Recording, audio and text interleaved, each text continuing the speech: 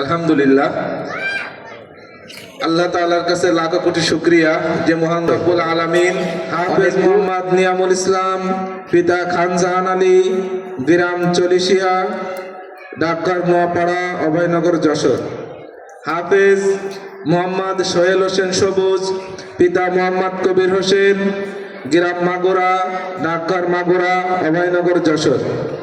হাফেজ নূর ইসলাম পিতা আতিয়ার রহমান, গ্রাম আকদিয়া, ডাকঘর আকদিয়া, অভয়নগর, যশোর।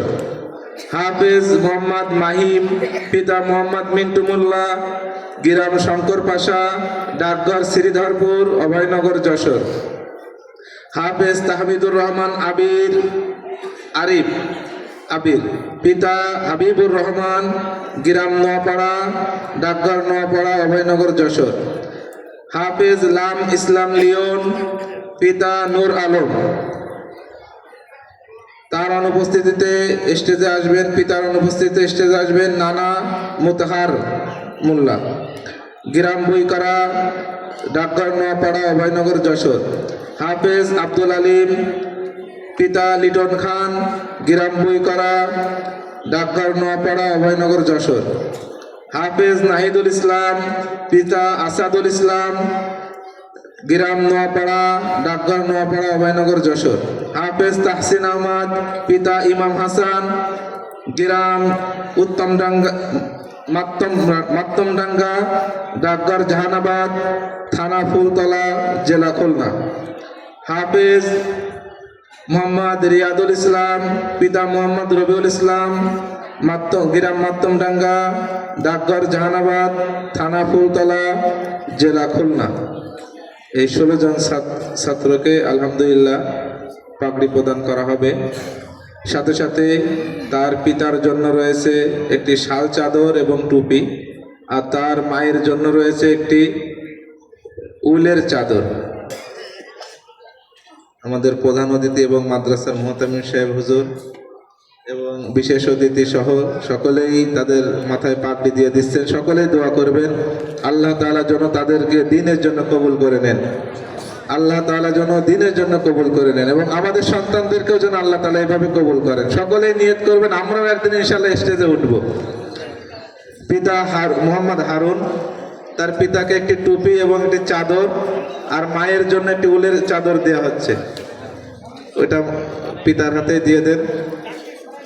তারপরে হাফেজ আমান আলী পিতা আনজারুল ইসলাম, হাফেজ আমান আলী পিতা আনজারুল ইসলাম।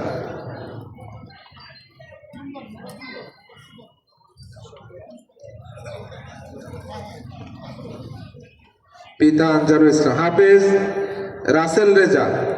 রাসেল রেজা দাদা অলিউল্লাহ।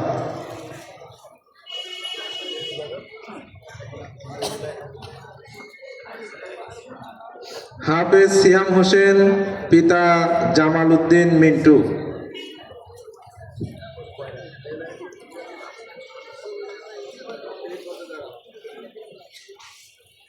হাফেজ সিয়াম হোসেন পিতা জামাল উদ্দিন মিন্টু।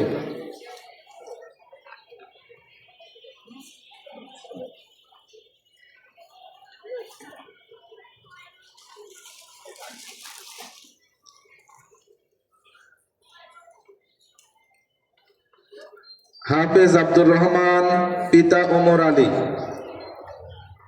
হাফেজ আব্দুর রহমান পিতা ওমর আলী।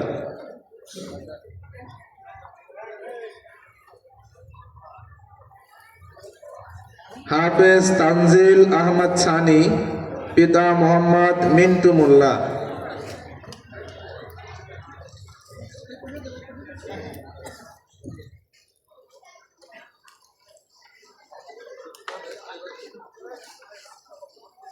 হাফেজ নিয়ামুল ইসলাম পিতা খান জাহান আলী।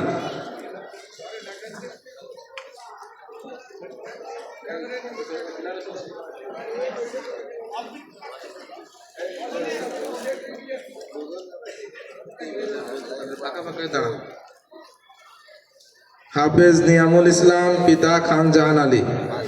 হাফেজ সোহেল হোসেন সবুজ পিতা কবির হোসেন।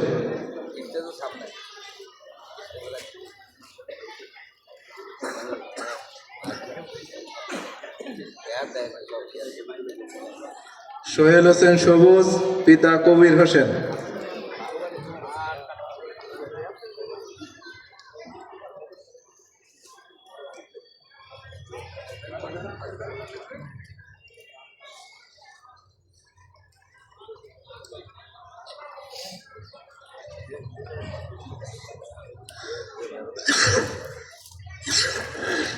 হাফেজ নুর ইসলাম, পিতা আতিয়ার রহমান।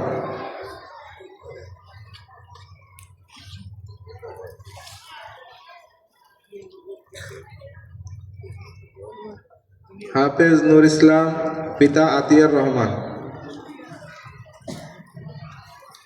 হাফেজ মাহিম, পিতা মিন্টু মোল্লা। হাফেজ মাহিম, পিতা মিন্টু মোল্লা।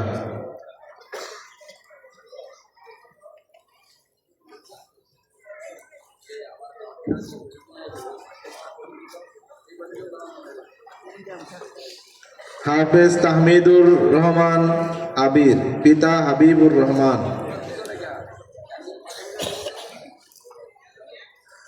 হাফেজ তাহমিদুর রহমান আবির, তার পিতার মনে খুব আশা ছিল যে আজকে স্টেজ থেকে এই ছেলের পাগড়ি নেওয়াটা দেখবে, কিন্তু অসুস্থ থাকার কারণে আজকে তার ছেলের যে পাগড়ি প্রদান করা হচ্ছে এটা তার দেখার সৌভাগ্য হয়নি। সকলে দোয়া করবেন আল্লাহ তাআলা যেন সুস্থ করে দেন। লাম ইসলাম লিওন, নানা মুতহার মোল্লা।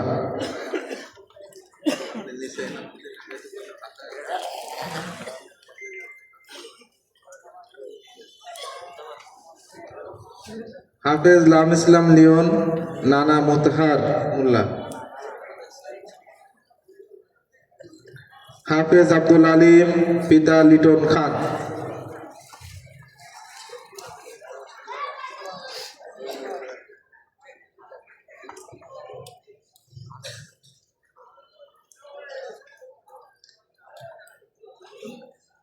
হাফেজ নাহিদুল ইসলাম, পিতা আসাদুল ইসলাম।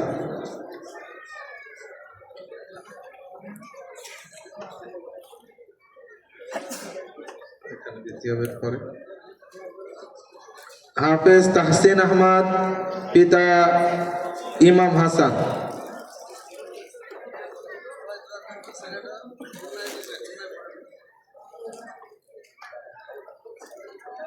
হাফেজ রিয়াদুল ইসলাম, পিতা রবিউল ইসলাম। হাফেজ রিয়াদুল ইসলাম, পিতা রবিউল ইসলাম। আলহামদুলিল্লাহ, এই 16 জন ছেলে আমাদের মাদ্রাসা থেকে হেফজ শেষ করে হাফেজে কোরআন হয়েছে। আপনারা সকলেই তাদের জন্য দোয়া করবেন, আল্লাহ তাআলা যেন তাদেরকে দ্বীনের জন্য কবুল করে নেন। আলহামদুলিল্লাহ, আমি একটু আগে বলতেছিলাম যে গত বছরে বিফাকুল মাদারিসিল আরাবিয়া বাংলাদেশ পরীক্ষায় আমাদের 2 জন ছেলে মেধা স্থান অর্জন করেছে।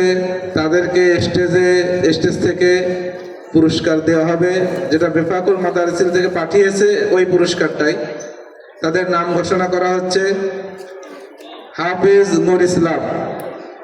সে বোর্ড পরীক্ষায়, কেন্দ্রীয় পরীক্ষায় 3য় স্থান অধিকার করেছে। সকলে বলি আলহামদুলিল্লাহ। হাফেজ নুর ইসলাম।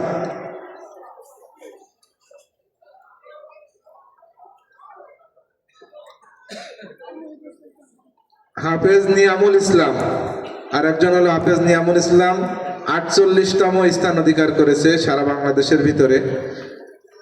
আপনারা সকলেই আমাদের এই মাদ্রাসার জন্য দোয়া করবেন, তাদের জন্য দোয়া করবেন।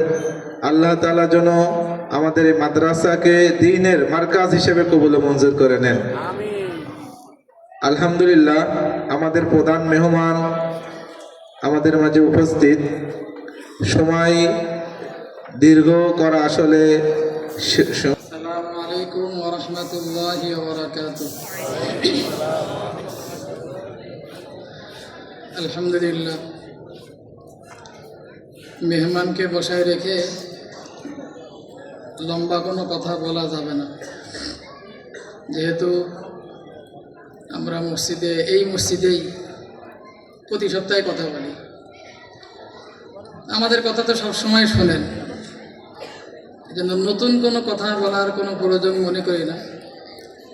কিন্তু তারপরেও আজকে বার্ষিক মাহফিলে আপনারা উপস্থিত হয়েছেন শুধুমাত্র আপনাদের শুকরিয়া আদায় করার জন্য, আপনাকে স্বাগতম শুভেচ্ছা জানানোর জন্য। একেবারে সংক্ষেপে অল্প কয়েকটা কথা। যারা পাগড়ি নিছে তারা এবং তাদের অভিভাবকরা একটু সামনে বসলে ভালো হয়।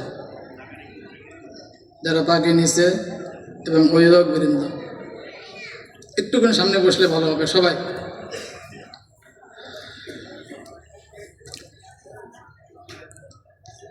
ভূমিকা একেবারেই নেব না।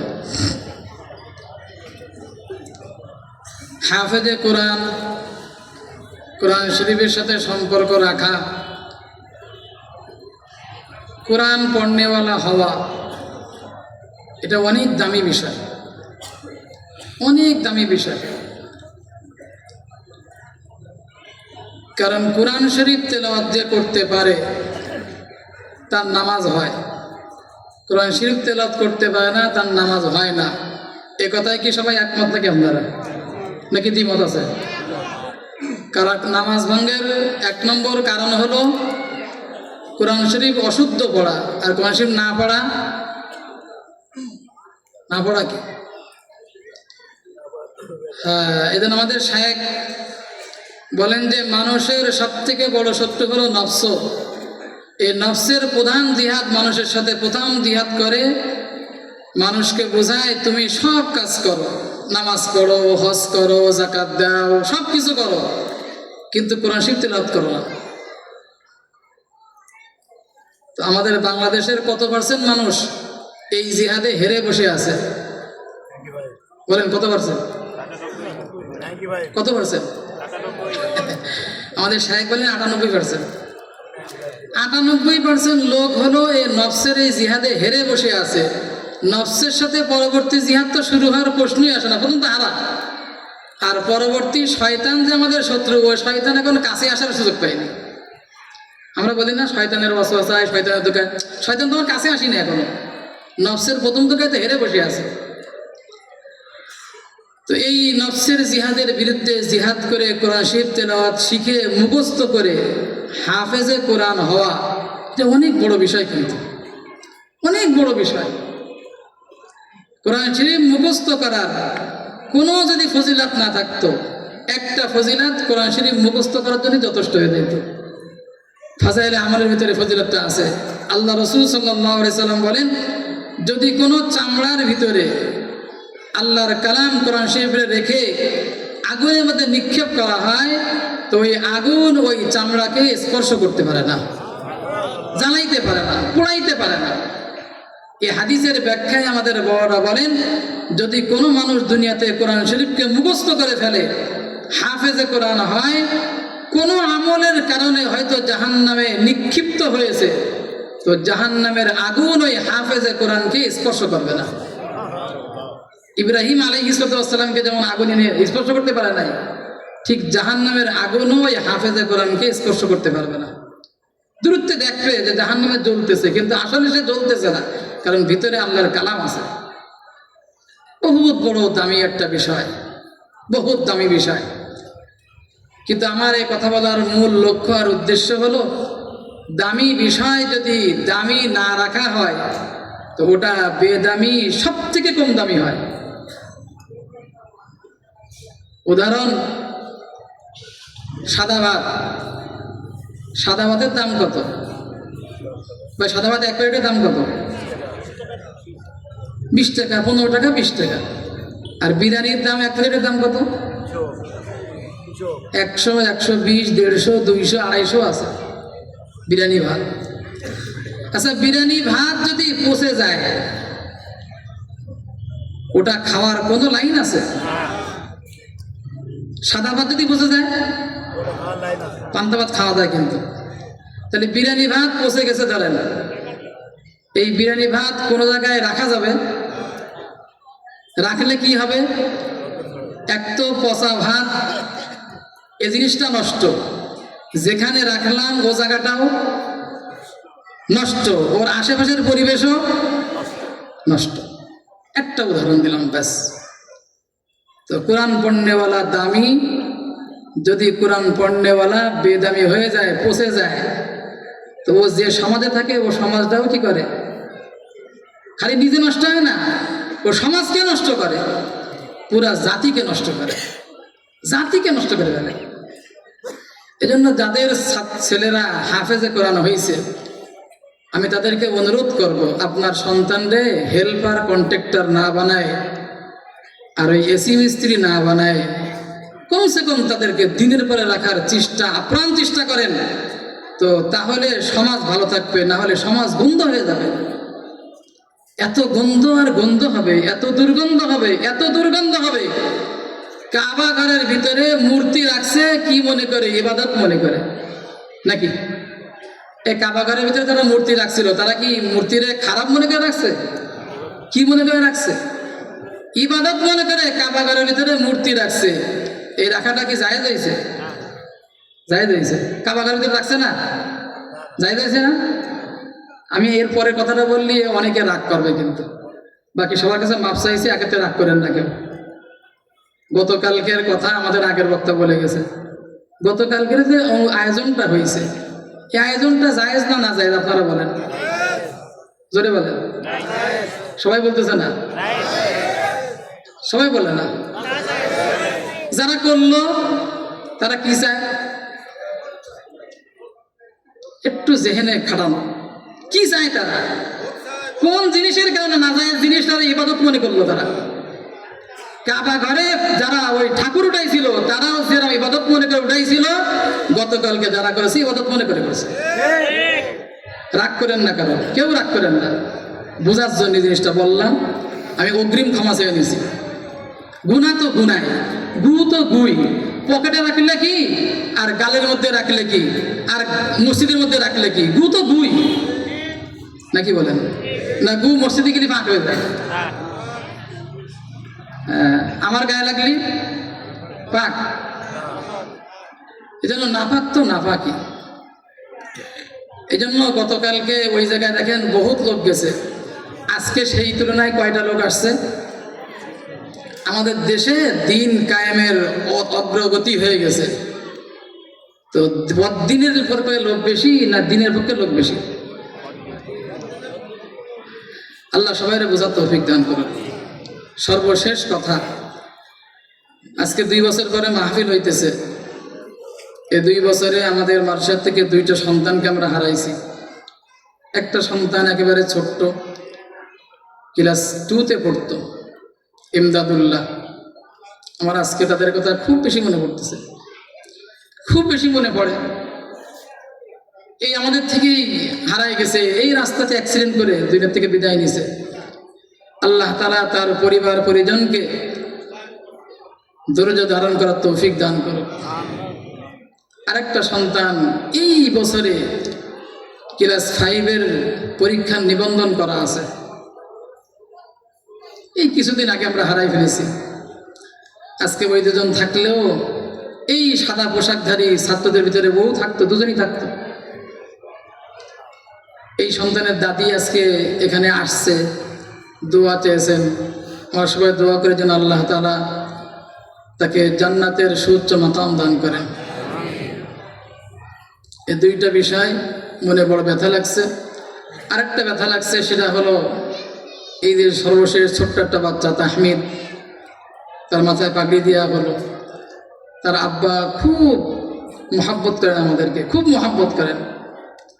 আজকে তার বড় আশা ছিল এখানে এসে সন্তানের মাথায় পাগড়ি দেখবে, নিজের গলায় চাদর নেবে, নিজের মাথায় টুপি নেবে, নিজের মায়ের জন্য, তার স্ত্রীর জন্য এই চাদরটা নিয়ে যাবে, বড় আশা ছিল।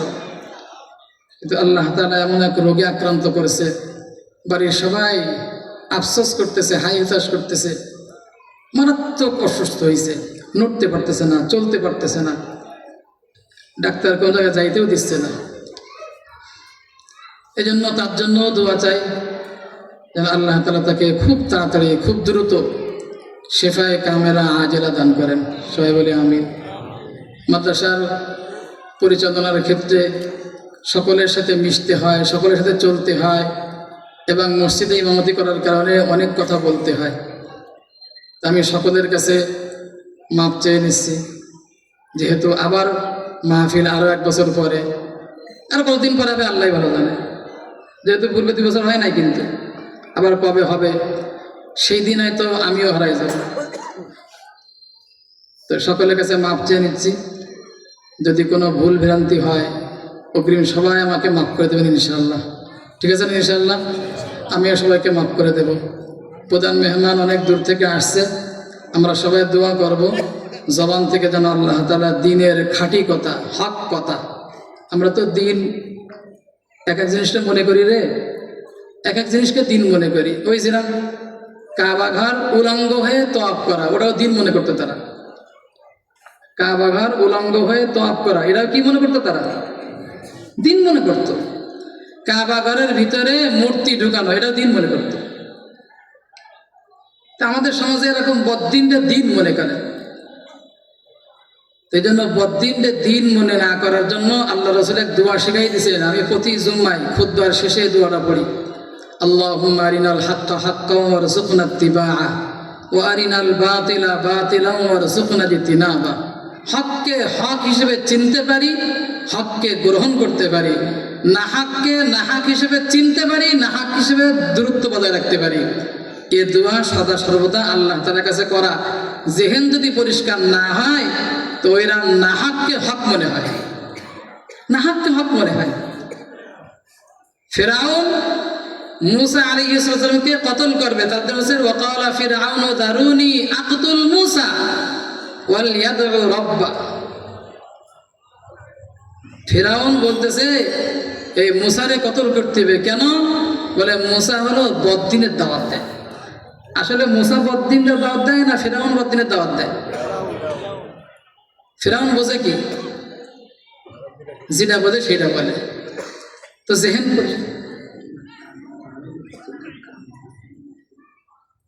সেটা দাদা হারাই গেছে, দেখেন দিন নাত পোতা, যদি কারোর পোতা হয় তো স্টেজের কাছ থেকে এসে নিয়ে যান, কানতেছে, ছোট বাচ্চা তো কানতেছে।